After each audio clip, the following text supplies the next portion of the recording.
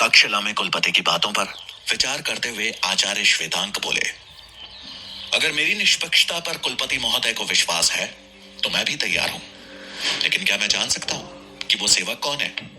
आचार्य गजानन बोले, क्षमा करें आचार्य, बिना किसी प्रमाण के मैं नहीं चाहता कि उसका नाम उछाला जाए। गजानन की बात सुन अब आचार्य श्वेतांक ने और प्रश्न पूछने उचित नहीं समझे।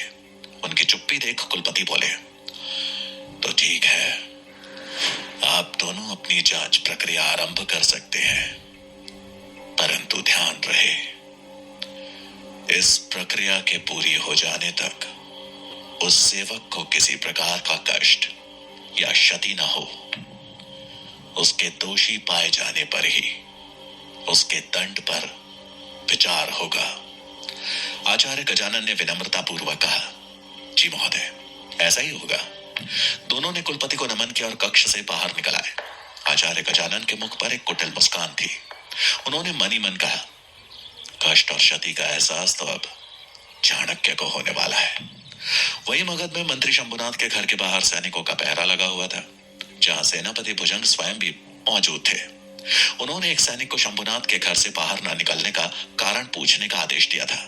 तभी वो सैनिक सेनापति भुजंग के पास आया और बोला, सेनापति जी, मंत्री शंभुनाथ का सेवक हमें अंदर प्रवेश करने नहीं दे रहा है। पूछने पर कहता है कि मंत्री जी बीमार हैं। मुझे उसकी सत्यता पर संदेह है। सेनापति भुजंग कुछ सोचते हुए बोले, कहीं ऐसा तो नहीं मंत्री शंभुनाथ वेश बदलकर किसी और द्वार से बाहर निकल गए हों। हमें षड्यंत्र की बू आ रही है, शीघ्र देखना पड़ेगा। इस बार वो स्वयं द्वार पर गए और एक बार फिर दरवाजा खटखटाया।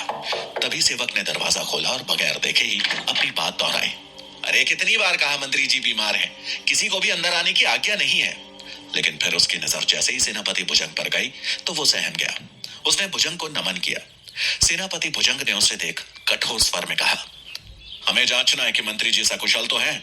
सेवक थोड़ा हिचकिचाते हुए बोला, सेनापति जी, मंत्री जी ने आदेश दिया है कि कोई भी अंदर प्रवेश ना करे और उन्हें आराम करने दे। लेकिन सेनापति भुजंग ने उसकी एक ना सुनी। वो उसे धक्का देकर घर के अंदर घुस गया। अंदर पहुंच उन्हें शंभुनाथ का एक और सेवक दिखा, जो कि एक कक्ष के द्वार के बाहर खड़ा था। उसे देख सेनापति भुजंग स्वर ऊंचा करते हुए बोले, मंत्री जी कहाँ है? उनका कक्ष कौन सा है? सेवक कक्ष के द्वार पर खड़ा होकर बोला, सेनापति जी, किसी को अंदर जाने की अनुमति नहीं है। ये बात सुनकर सेनापति का शक जैसे यकीन में तब्दील होने लगा था। उन्हें पक्का विश्वास होने लगा था कि मंत्री शंभुनाथ अंदर नहीं है। वो सेवक को डराते हुए बोले, अगर तुमने एक सेनापति के काम में अवरोध पैदा करने की कोशिश की तो तुम पर राजद्रोह का अभियोग चलाया जाएगा, और मुझे विश्वास है कि तुम ऐसा कदापि नहीं चाहोगे। ये सुनकर सेवक घबरा गया। उसने मन ही मन कहा, मंत्री जी तो अंदर नहीं है। अगर सेनापति भुजंग कक्ष में पहुंचे तो उन्हें सच पता चल जाएगा। पता नहीं अब क्या होगा। वो ऐसा सोच ही रहा था कि तभी सेनापति भुजंग ने उसके द्वार से हटने की प्रतीक्षा न करते हुए उस सेवक को भी धक्का दिया और कक्ष के अंदर प्रवेश कर गए। जोर का धक्का लगने से वो सेवक वहीं गिर पड़ा। सेनापति को कक्ष में जाता देख उसके मुख पर पसीना उभर आया। सेनापति जैसे ही कक्ष के अंदर पहुंचे तो सामने का नजारा देखकर हैरान रह गए। उन्होंने जैसा सोचा था बिल्कुल उसके विपरीत हुआ। बिस्तर पर मंत्री शंभुनाथ सोए थे और एक दासी उन्हें औषधि पिला रही थी। सेनापति को समझ नहीं आया कि क्या बोले। खुद को शांत करते हुए उन्होंने मंत्री शंभुनाथ को नमन किया और उनसे विनम्रता पूर्वक पूछा, आप ठीक तो है मंत्री जी? शंभुनाथ ने बीमार रहने का नाटक करते हुए कहा, हाँ मैं ठीक हूं, लेकिन आप यहाँ अंदर कक्ष में? सेनापति सकपकाते हुए बोले, आपकी सकुशलता जांचने आया था। शंभुनाथ ने कटाक्ष करते हुए कहा, मेरी सकुशलता जांचने आए थे या मेरे यहाँ नहीं होने का प्रमाण, ताकि आप अपनी सकुशलता सुनिश्चित कर सके? क्या मेरे सेवक ने आपको बताया नहीं कि मैं बीमार हूं? सेनापति बोले, बताया था, परंतु आपसे भेंट करने के लिए अंदर आने नहीं दे रहे थे, इसलिए मुझे जबरदस्ती अंदर आना पड़ा। मुझे लगा कहीं आपका सेवक झूठ तो नहीं बोल रहा। शंभुनाथ गुस्से में बोले, सेवक को मेरी आज्ञा थी कि किसी को भी अंदर नहीं आने दिया जाए, और वो उसी का आज्ञा पालन कर रहा था। सेनापति सर झुकाकर बोले, मैं क्षमा प्रार्थी हूं। ये सुनकर शंभुनाथ बोले, अगर आपने हमारे हाल देख लिए हो तो क्या हम थोड़ी देर आराम कर सकते हैं, सेनापति ने सर झुकाकर कहा। अवश्य मंत्री जी। और वो अपनी हार पर मन ही मन लज्जित होते हुए घर से बाहर निकले और सभी सैनिकों से बोले, कौन सैनिक था जिसने मुझे शंभुनाथ के घर पर ना होने की सूचना दी थी? वो इनाम का हकदार है, सामने आओ। सूचना देने वाला सैनिक इनाम की बात सुन तुरंत ही सामने आ गया। सेनापति भुजंग ने उसे अपने करीब बुलाया और जोर का थप्पड़ जड़ते हुए बोला, ये रहा तुम्हारा इनाम। अब तुम्हें आदेश दिया जाता है कि बिना पलक झपके एक पल भी जमीन पर बैठे लगातार 3 प्रहर मंत्री जी के द्वार पर खड़े रहोगे। सैनिक एक हाथ से अपना गाल सहलाते हुए चुपचाप द्वार पर खड़ा हो गया। सेनापति भुजंग के घर से निकलते ही शंभुनाथ की जान में जान आई। उन्हें औषधि पिलाने वाली दासी और कोई नहीं बल्कि मुरा थी। मुरा बोली, मंत्री जी, अगर सेनापति हमारा चेहरा देख लेते तुम पकड़े जा सकते थे। शंभुनाथ बोले, अवश्य, परंतु मुझे विश्वास था कि सेनापति ऐसा कुछ नहीं करेगा। अब तुमको समय रहते राजमहल के अंदर रसोई घर में पहुंचाना है ताकि तुम्हारे वहां से गायब होने की खबर किसी को न लगे। शंभुनाथ मुरा को रसोई घर के अंदर भेजने का उपाय सोचने लगे, जो बिना उस घर से निकले संभव नहीं था, वो भी सैनिक की नजरों से उसे बचाते हुए। वहीं तक्षशिला में राजहंस अस्तबल में घोड़ों को अपने हाथों से चने खिला रहा था। वो एक सफेद घोड़े की गर्दन को सहलाते हुए बोला, आज तुम एक यात्रा पर जाने वाले हो। पता नहीं यात्रा कितनी दुर्गम और कठिनाई भरी होगी।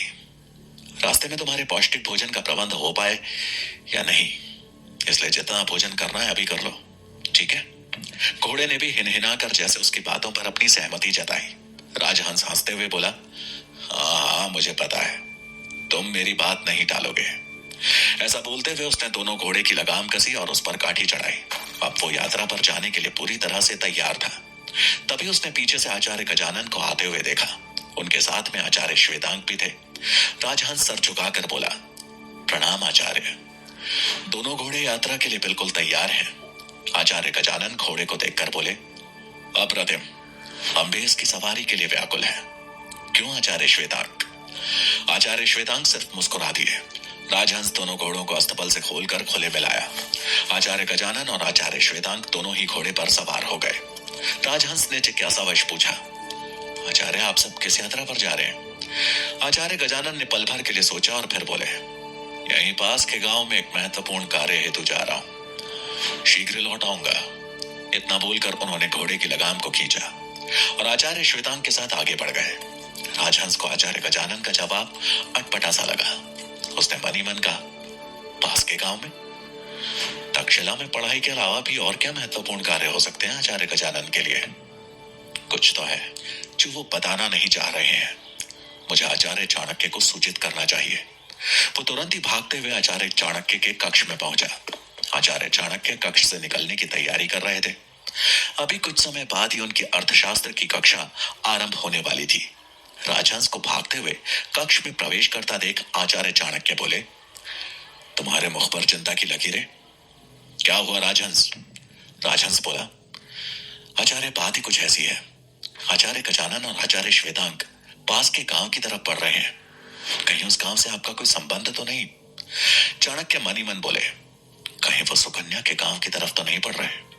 और अगर ये सत्य है तो वो अवश्य प्रमाण इकट्ठा करने के लिए जा रहे हैं। वो राजहंस से बोले, तुम जा सकते हो राजहंस। राजहंस वहां से चला गया, लेकिन चाणक्य को इस सूचना ने गहरी चिंता के भंवरजाल में फंसा दिया था। वो सोचते हुए खुद से बोले, आचार्य गजानन निश्चित ही सुकन्या के गांव जा रहे हैं प्रमाण के लिए, परंतु आचार्य श्वेतांक के साथ क्यों? कुछ पल वो खुद को समझाते हुए बोले, जो भी हो, मुझे आचार्य गजानन को प्रमाण हासिल करने से रोकना होगा। मुझे तुरंत इस बात की सूचना सूरजमल को देनी होगी। वो सूरजमल के पास जाने के लिए अपने कक्ष से निकले ही थे कि वीरसेन कुछ छात्रों के साथ उनके पास आ पहुंचा। चाणक्य को देखकर सभी ने एक साथ कहा, प्रणाम आचार्य, कक्षा में आपकी प्रतीक्षा हो रही है। चाणक्य अब चिंता में पड़ गए कि सूरजमल तक संदेश कैसे पहुंचाए। तभी उन्हें उस पताके का ध्यान आया जो गुरुकुल के मुख्य द्वार पर फहराता रहता था। अचानक उन्हें एक उपाय सूझा। चाणक्य को यह पता था कि आचार्य गजानन अवश्य उन्हें उलझा कर ही सुकन्या को अपना निशाना बनाएंगे, और इसीलिए उन्होंने चंद्रगुप्त, सुकन्या और सूरजमल को समझा रखा था कि अगर कभी ऐसी स्थिति आई तो चाणक्य द्वारा पताका के बदलवाने का मतलब था कि उन पर कोई संकट मंडरा रहा है और चाणक्य किसी उलझन के चलते उनकी मदद करने में असमर्थ है।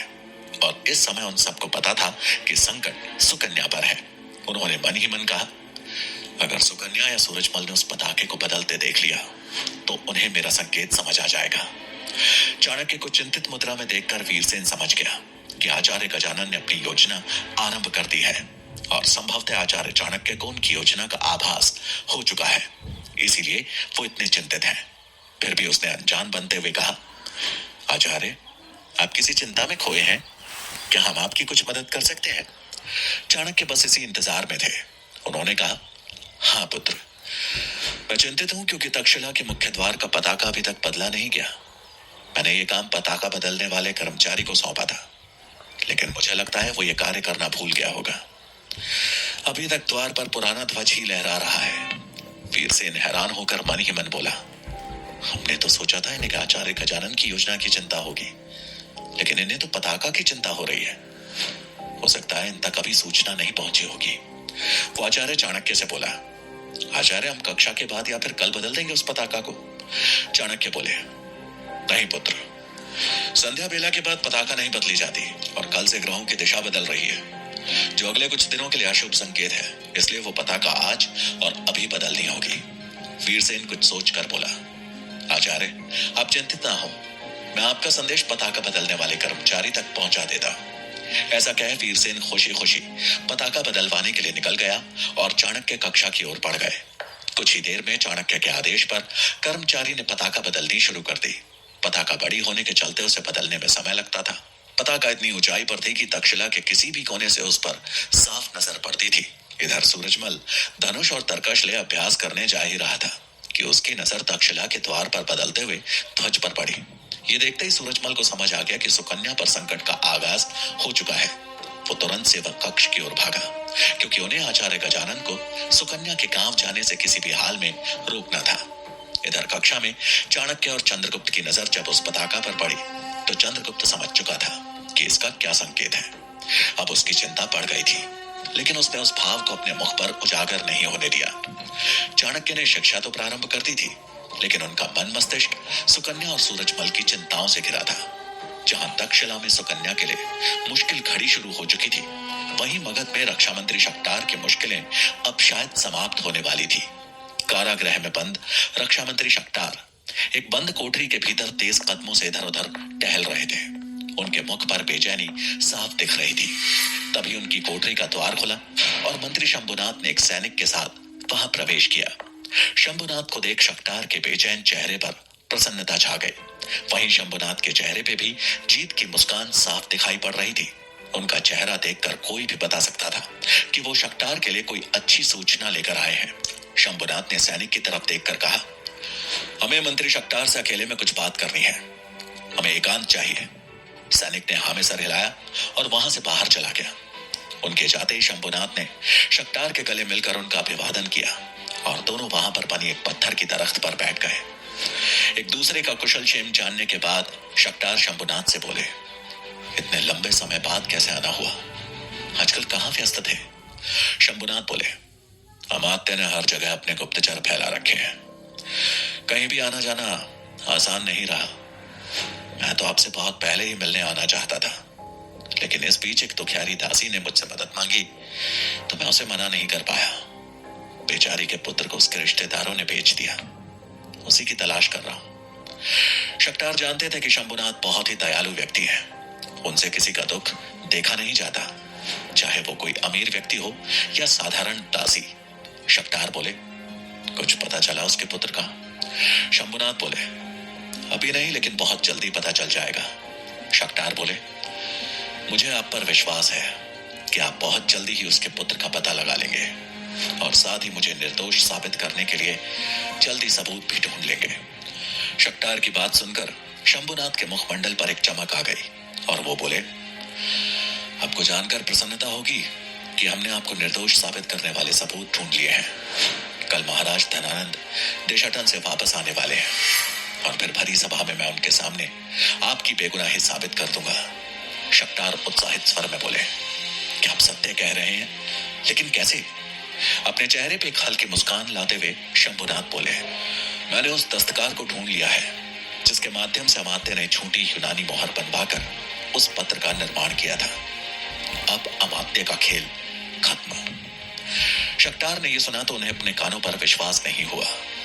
शंभुनाथ मुस्कुरा रहे थे, लेकिन दोनों इस बात से अनजान थे कि अमात्य का गुप्तचर वहां पहुंच उनकी बातें सुन चुका था। शंभुनाथ के मुंह से दस्तकार की बात सुन उसके चेहरे पर एक कुटिल मुस्कान उभर आई।